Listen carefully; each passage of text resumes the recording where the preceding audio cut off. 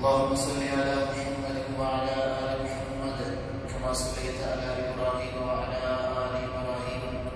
اللهم بارك على محمد وعلى آل محمد كما باركت على إبراهيم وعلى آل إبراهيم إنك حميد مجيد. أما بعد فإن خير الحديث كتاب الله وخير الهدي هدي محمد صلى الله عليه وسلم وشر الأمور محدثاتها وكل محدثة بدعة وكل بدعة ضلالة وكل ضلالة في النار. أعوذ بالله من الشيطان الرجيم. يا أيها الذين آمنوا اتقوا الله حق تقاته ولا تموتن إلا وأنتم مسلمون. يا أيها الذين آمنوا اتقوا الله وقولوا قولا سديدا يصلح لكم أعمالكم ويغفر لكم ذنوبكم ومن يطع الله ورسوله فقد فاز فوزا عظيما. بسم الله الرحمن الرحيم. ومن أعرض عن ذكري فإن له معيشة ضنكا ونحشره يوم القيامة أعمى قال رب لم حشرتني أعمى وقد كنت بصيرا قال كذلك أتتك آياتنا فنسيتها وكذلك اليوم تنسى.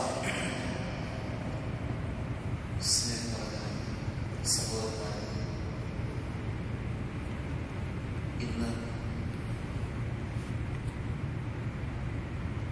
ഈ പരിശുദ്ധ പള്ളിയുടെ മുമ്പിൽ വെച്ച് ഇമാം സംസാരിച്ച വിഷയം വളരെ പ്രാധാന്യമർഹിക്കുന്നതും പലപ്പോഴും നാം മനസ്സിലാക്കിയതും ചർച്ച ചെയ്തതുമായ ഒരു വിഷയമാണ്. അഹങ്കാരം എന്ന വിഷയവുമായി ബന്ധപ്പെട്ടുകൊണ്ട് അത് ഏത് രൂപത്തിലാണ് കടന്നു വരുന്നത് എന്നും അതുകൊണ്ടുണ്ടാകുന്ന ദോഷഫലങ്ങളും ഭൂമിയിലും ഈ ഭൗതിക ലോകത്തും മരണത്തിന് ശേഷമുള്ള ജീവിതത്തിൽ അതിന്റെ ശിക്ഷകളുമായി ബന്ധപ്പെട്ടുകൊണ്ട് ഏതാനും ചില കാര്യങ്ങളാണ് വളരെ പരിമിതമായ സമയത്തിൽ ഒതുക്കി നിന്നുകൊണ്ട് ഇമാം ഇന്ന് നമ്മെ ബോധ്യപ്പെടുത്തിയത്. സഹോദരന്മാരെ, ഇസ്ലാം ഏതൊരു വിശ്വാസിയെ സംബന്ധിച്ചിടത്തോളം വിശ്വാസപരമായും സ്വഭാവപരമായും മാതൃകാപരമായ ജീവിതം നയിക്കാൻ അവനെ പ്രേരിപ്പിക്കുന്ന ദർശനങ്ങളാണ് മനുഷ്യരുടെ മുമ്പിൽ കാഴ്ചവെച്ചിട്ടുള്ളത്. അതുകൊണ്ട് തന്നെ പ്രപഞ്ചസിദ്ധാവായ പടച്ചതമ്പുരാൻ അല്ലാഹുവിന്റെ കൽപ്പനകൾ കഴിവിന്റെ പരമാവധി ജീവിതത്തിൽ ഉൾക്കൊണ്ടുകൊണ്ട് വിനയാന്വിതനായിക്കൊണ്ടാണ് ജീവിക്കേണ്ടത് എന്ന് ഇസ്ലാം പഠിപ്പിക്കുകയാണ്. തന്റെ കൂടെയുള്ള തന്റെ സമൂഹത്തിൽ തന്നോടൊപ്പം ജീവിക്കുന്ന ആളുകളോട് വളരെ മാന്യമായി വിനയത്തോടെ സഹകരണ മനോഭാവത്തോടുകൂടി ജീവിക്കണമെന്ന് പഠിപ്പിച്ച ഇസ്ലാം സത്യവിശ്വാസികളുടെ ഗുണമായി പഠിപ്പിച്ചത്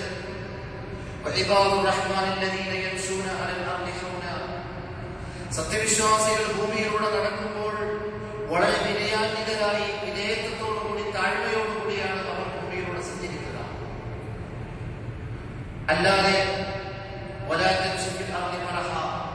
ഭൂമിയെ ചവിട്ടി മതിക്കുന്ന രൂപത്തിൽ ശബ്ദം പുറപ്പെടുവിച്ചുകൊണ്ട് അഹങ്കാരികളായിക്കൊണ്ട് ഭൂമിയിലൂടെ നിങ്ങൾ നടക്കരുത് എന്ന് പരിശുദ്ധ ഖുർആൻ പല സന്ദർഭത്തിലും സത്യവിശ്വാസികളെ ബോധ്യപ്പെടുത്തിയതായി നമുക്ക് കാണാൻ കഴിയും.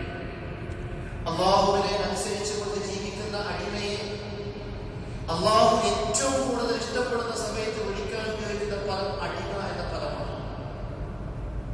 നമുക്കറിയാം, അള്ളാഹുവിന്റെ റസൂലിനെ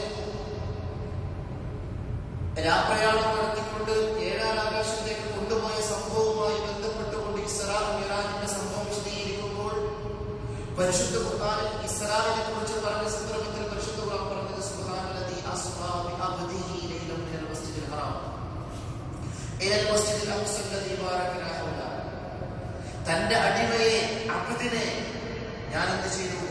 ആകാശത്തേക്ക് കൊണ്ടുപോയ രാത്രി പ്രയാണം നടത്തിയ പരിശുദ്ധ അല്ലാഹു എത്ര പരിശുദ്ധനാണ് എന്നാണ് പരിശുദ്ധ പറഞ്ഞത്. അപ്പൊ അവിടെ അബ്ദി എന്ന പദമാണ് പ്രയോഗിച്ചത്. വിനയത്വത്തിന്റെ അങ്ങേയറ്റത്തെ കീഴ്വഴക്കത്തിന്റെ താഴ്മയുടെ ശബ്ദമാണ് ഒരു അടിമയെ ഏറ്റവും കൂടുതൽ ഇഷ്ടപ്പെടുന്ന സമയത്ത് അള്ളാഹു പ്രയോഗിച്ച പദം. ഇത് തന്നെ അള്ളാഹുവിന് മാത്രം അവകാശപ്പെട്ട വിശേഷണമാണ് അഹങ്കാരം പഠിക്കുക എന്നുള്ളത്. അല്ലാത്ത അടിമകൾ എത്ര തന്നെ ഉന്നതങ്ങളിലേക്ക് എത്തിയാലും അള്ളാഹുവിന്റെ അടിമയാണ്, നിസ്സാരനാണ് എന്നുള്ള വലിയൊരു പാഠമാണ് ഈ ആയത്തിൽ വിശ്വാസികളെ പഠിപ്പിക്കുന്നത്. ഇത്തരത്തിൽ അള്ളാഹുവിന്റെ കീഴിൽ വിനയാന്വിതരായിക്കൊണ്ട് താഴ്മയോടുകൂടി പരസ്പര സഹകരണത്തോടുകൂടി സന്തോഷത്തോടുകൂടി ജീവിക്കേണ്ട മുസ്ലിം സമുദായം, ഈ മുസ്ലിം സമുദായത്തിലേക്ക് അല്ലെങ്കിൽ ലോകത്തിലേക്ക്, മനുഷ്യ സമുദായത്തിലേക്ക് അഹങ്കാരത്തിന്റെ ശത്രുവുമായി ആദ്യം കടന്നു വന്നത് അള്ളാഹുവിന്റെ ഏറ്റവും വലിയ ശത്രുവായ, മുസ്ലിം സമുദായത്തിന്റെ ലോക മനുഷ്യരുടെ ശത്രുവായ ഇബ്ലീസ് എന്ന പിശാചാണ്.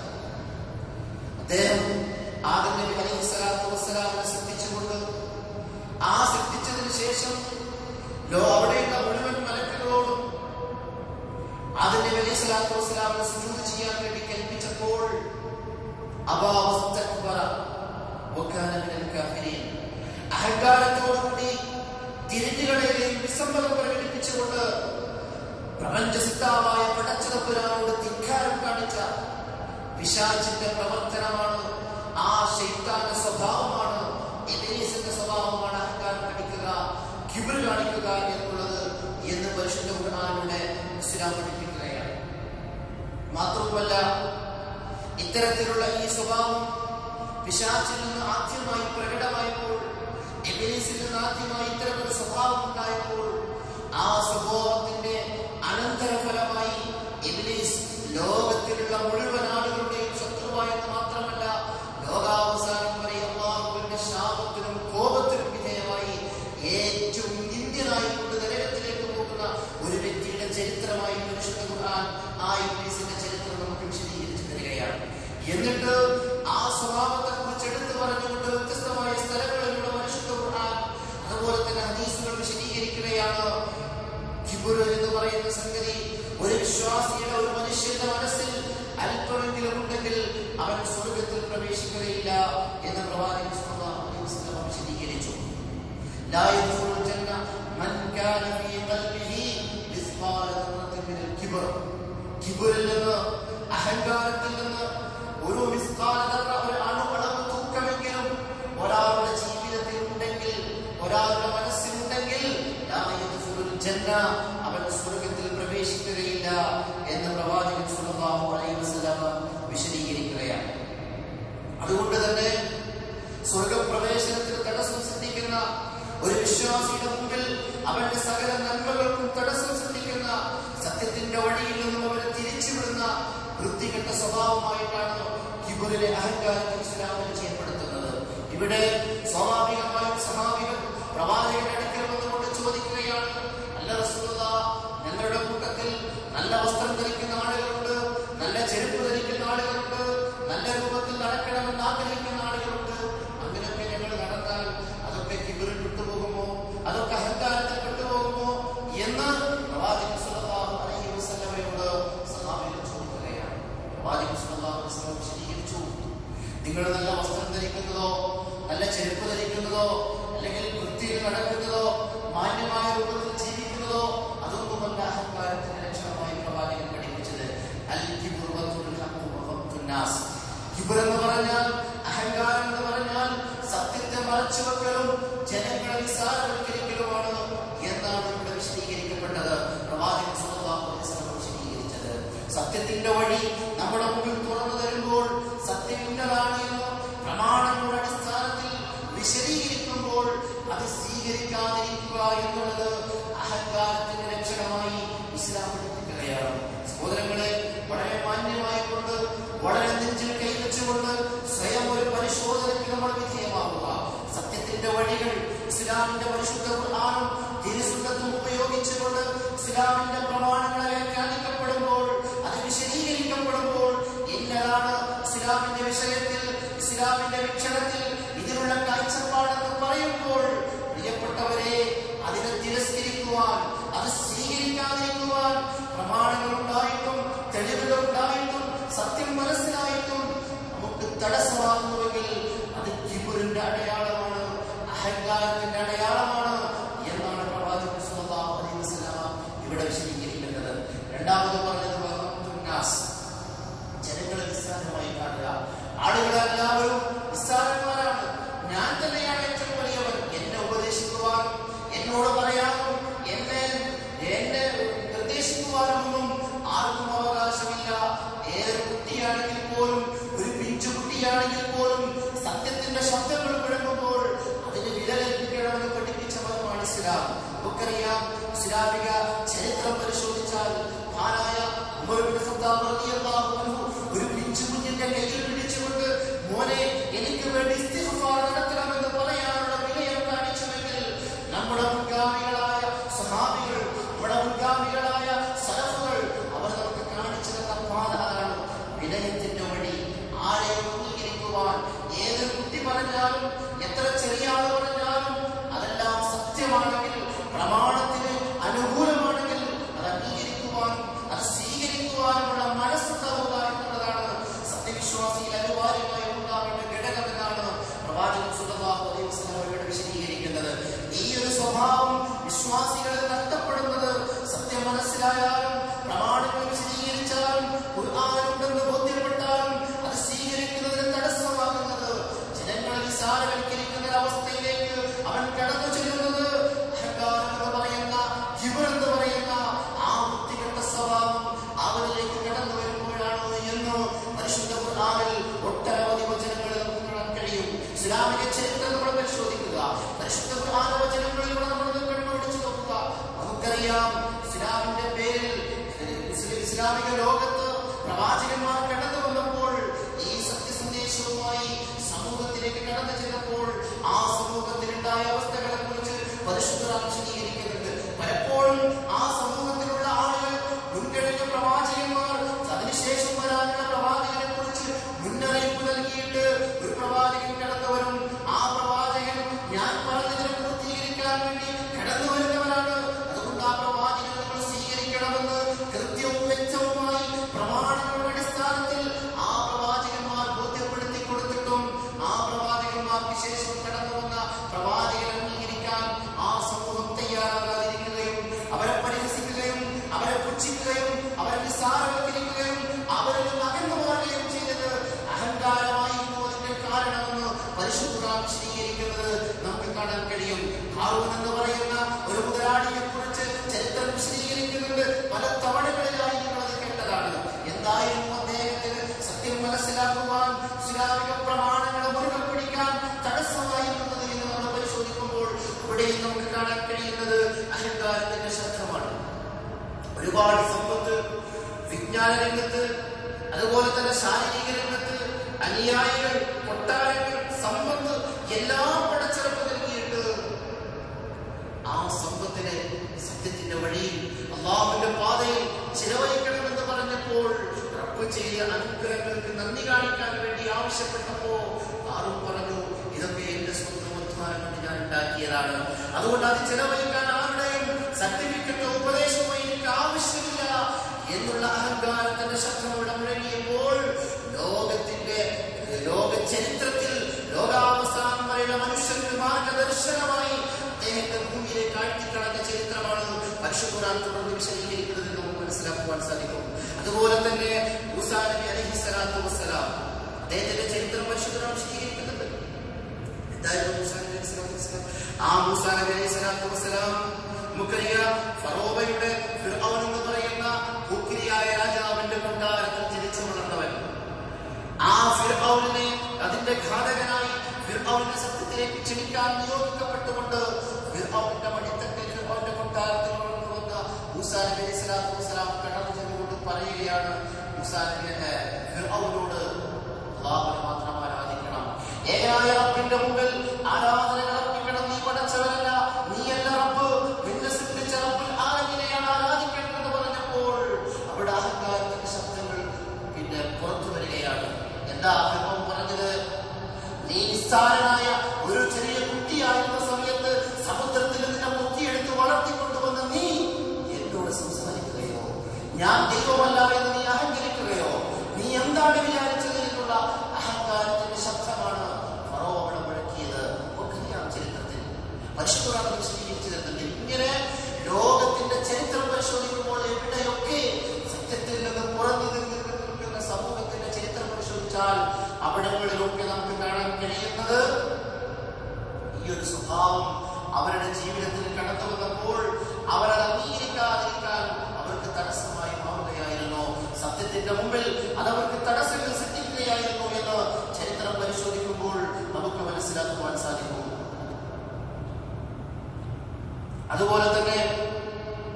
അഹങ്കാരത്തിന്റെ അടയാളമായി ഒരുപാട് കാരണങ്ങൾ പ്രവാചകൻ സ്വല്ലല്ലാഹു അലൈഹി വസല്ലം വിശദീകരിച്ചിട്ടുണ്ട്. ഡ്രസ് ധരിക്കുന്ന സമയത്ത് നെരിയാണിക്ക് താഴെ വസ്ത്രമിറങ്ങുന്നതിനെ കുറിച്ച് വിശദീകരിച്ചു പ്രവാചകൻ. ആ സമയത്ത് പ്രവാചകൻ സ്വല്ലല്ലാഹു അലൈഹി വസല്ലം പറഞ്ഞത് ഇസ്ബാലിനെ കുറിച്ച്,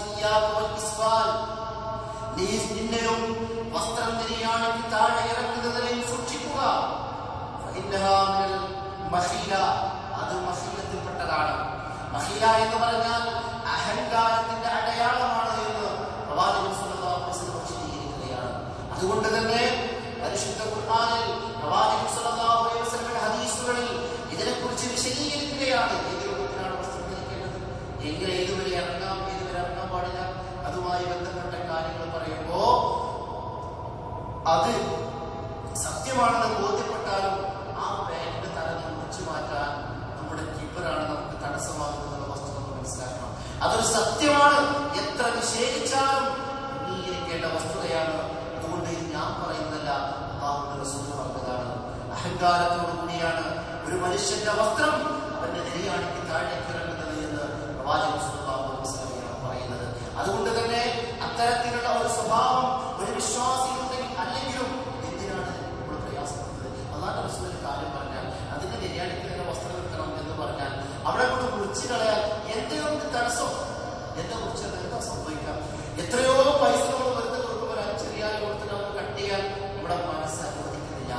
അത് അവൻ പറഞ്ഞതിന്റെ പേര് ഞാനെങ്ങനെ ചെയ്യാം എന്നുള്ള എന്തൊക്കെയോ ചില മനസ്സിൽ പിടികൂടുന്ന ചില പ്രശ്നങ്ങൾ, ആ പ്രശ്നങ്ങളെയാണ് അല്ലാഹുവിന്റെ റസൂൽ പേരിട്ടുകൊണ്ട് അഹങ്കാരം ഇവിടെ പരിചയപ്പെടുത്തിയത് ഇസ്ബാലിന്റെ വിഷയത്തിൽ എന്ന് നമുക്ക് മനസ്സിലാക്കാൻ സാധിക്കും. അതുകൊണ്ട് അത്തരത്തിലുള്ള സ്വഭാവം ഇല്ലാതിരിക്കാൻ വേണ്ടി ഓരോ വിശ്വാസിയും ശ്രമിക്കേണ്ടതുണ്ട് എന്ന് ഇവിടെ വിശദീകരിക്കുന്നതായി കാണാൻ സാധിക്കും.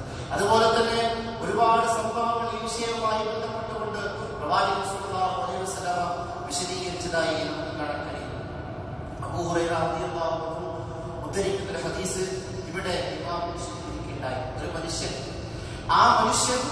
അയാൾ അഹങ്കാരിയായിക്കൊണ്ട് നല്ല വസ്ത്രം ധരിച്ചുകൊണ്ട് കിബിറ് കാണിച്ചുകൊണ്ട് ഭൂമിയിലൂടെ നടന്നു പോയപ്പോൾ ആളുകളെല്ലാവരും പലതും അദ്ദേഹത്തോട് പറഞ്ഞു നോക്കിയപ്പോൾ അതൊന്നും കേൾക്കാൻ തയ്യാറാകാതെ അഹങ്കാരത്തിന്റെ സ്വരത്തിൽ ഭൂമിയെ പിളർത്തുന്ന രൂപത്തിൽ നടന്നു നീങ്ങിയ ആ മനുഷ്യനെ ഭൂമിയിലേക്ക് ആഴ്ത്തപ്പെടുകയും ചലിച്ചൊരു അദ്ദേഹം ഭൂമിയിൽ ഇങ്ങനെ ഇളകി മറിഞ്ഞുകൊണ്ട് തടച്ചു മറിഞ്ഞുകൊണ്ടിരിക്കുകയാണ് ലോകാവസാനം വരെ എന്ന് പ്രവാചകൻ സ്വല്ലല്ലാഹു അലൈഹി വസല്ലം വിശദീകരിക്കുന്ന ഹദീസ് കൃത്യമായി നമുക്ക് കാണാൻ സാധിക്കും. അതുപോലെ തന്നെ മറ്റൊരു സംഭവം പ്രവാചകൻ സ്വല്ലല്ലാഹു അലൈഹി വസല്ലം വിശദീകരിക്കുന്നതായി നമുക്ക് കാണാൻ കഴിയും. സ്വല്ലല്ലാഹു അലൈഹി വസല്ലം ഒരു സദസ്സിലിരുന്ന് ഭക്ഷണം കഴിക്കുന്ന സമയത്ത് ആ സമൂഹത്തിൽ മാന്യനാണെന്ന് പരിചയപ്പെടുത്തുന്ന ഒരു മനുഷ്യൻ, സ്വഹാബി, അയാൾ ഇങ്ങനെ ഭക്ഷണം കഴിക്കുന്ന സമയത്ത് ഇടത് കൈ കൊണ്ട് ഭക്ഷണം കഴിക്കണം. ആ സമയത്ത് പ്രവാചകൻ സ്വല്ലല്ലാഹു അലൈഹി വസല്ലം വളരെ വിനയത്തോടുകൂടി ആ മനുഷ്യനോട് പറഞ്ഞു, സഹോദരാ, വലത് കൈ കൊണ്ട് തിന്നിരിക്കും, നിന്റെ വലത് കൈ കൊണ്ട് തിന്നു എന്ന് പറഞ്ഞപ്പോൾ ആ മനുഷ്യൻ എനിക്ക് കഴിയില്ല. അല്ലാഹുവിന്റെ ഹബീബായ നമ്മുടെ കണ്ണായ കരളായ ഹൃദയത്തിന്റെ കഷ്ണമായ സ്വല്ലല്ലാഹു അലൈഹി വസല്ലം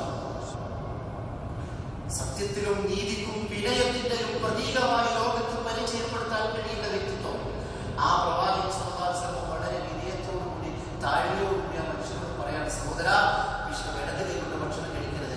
ഇടത് കൈ കൊണ്ട് ഭക്ഷണം കഴിക്കുന്നത് പിശാചിന്റെ അടയാളമാണ്. പിശാച്, ശൈത്താൻ, അല്ലാഹുവിന് ഏറ്റവും വെറുക്കപ്പെട്ട ആ ഇബ്ലീസ് ഇടത് കൈ കൊണ്ട് തിന്നുകയും ഇടത് കൈ കൊണ്ട് കുടിക്കുകയും ചെയ്യും. അതുകൊണ്ട് അതിൽ നീ വിട്ടുപോകരുത്, നീ നരകാവകാശിയാവരുത്, അല്ലാഹുവിന് വെറുപ്പുള്ളവനായി മാറരുത് എന്നുള്ള സ്നേഹം കൊണ്ട് പ്രവാചകൻ സ്വല്ലല്ലാഹു അലൈഹി വസല്ലം അവരോട് പറഞ്ഞപ്പോൾ അവൻ പറഞ്ഞില്ല, എനിക്ക് കഴിയില്ല.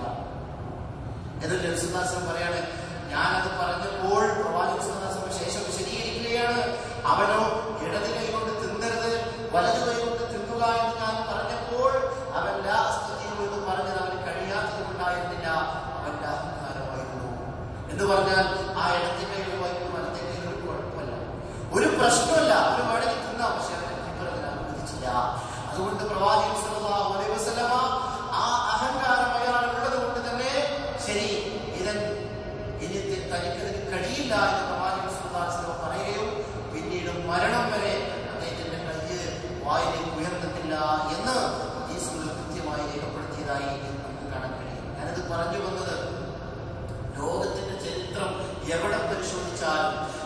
ഹദീസുകൾ എത്ര തന്നെ വായിച്ചു നോക്കിയാലും അവിടെയൊക്കെ നമുക്ക് കാണാൻ കഴിയുന്നത് സത്യം പറയുമ്പോൾ അത് സ്വീകരിക്കാതിരിക്കുവാനും അതിൽ നിന്ന് അകന്നു മാറുവാനും തടസ്സമായി നിൽക്കുന്നത് ഈ അഹങ്കാരം എന്ന് പറയുന്ന വൃത്തികെട്ട സ്വഭാവമാണ് എന്ന് നമുക്ക് കാണാൻ കഴിയും. മാത്രവുമല്ല, ഇതിന്റെ ദൂഷ്യഫലങ്ങളെ കുറിച്ച്, ഇതിന്റെ തിന്മകളെ കുറിച്ച് പ്രവാചകൻ സല്ലല്ലാഹു അലൈഹി വസല്ലം വിശദീകരിച്ചിട്ടുണ്ട്. പിന്നെ ആ ആള് നരകത്തിൽ പോകില്ല എന്ന് പറഞ്ഞതിന്റെ പുറമെ പരിശുദ്ധ ഖുർആനിൽ അല്ലാഹു വിശദീകരിച്ചിട്ടുണ്ട്.